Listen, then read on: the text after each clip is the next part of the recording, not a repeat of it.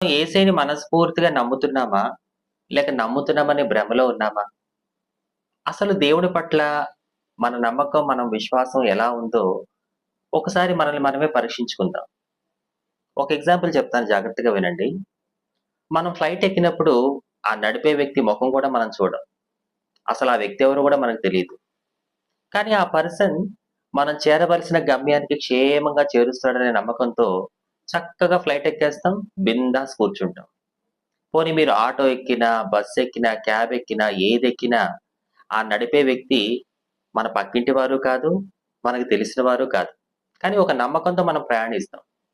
ఎప్పుడైనా మీరు ఆటో ఎక్కినా, బస్, క్యాబ్, ఫ్లైట్ ఎక్కినా ఆ నడిపే వ్యక్తిని "నీకు డ్రైవింగ్ పర్ఫెక్ట్‌గా వచ్చా?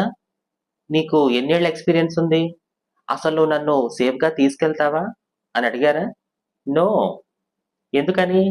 బికాజ్ ఆ నడిపే వ్యక్తి మీద మనకొక నమ్మకం. ఆ వ్యక్తి మనల్ని ఖచ్చితంగా మన గమ్యానికి క్షేమంగా తీసుకెళ్తారు అని.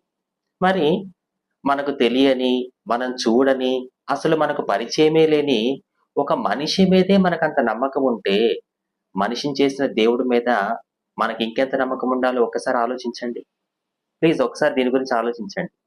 మనం గనక యేసయ్యని మనస్ఫూర్తిగా నమ్మి, మన లైఫ్ అనే వెహికల్ ఆయన చేతుల్లో పెట్టేసామనుకోండి, ఆయనకి బాగా తెలుసు మనల్ని ఎప్పుడు, ఎక్కడికి, ఎలా క్షేమంగా చేర్చాలో.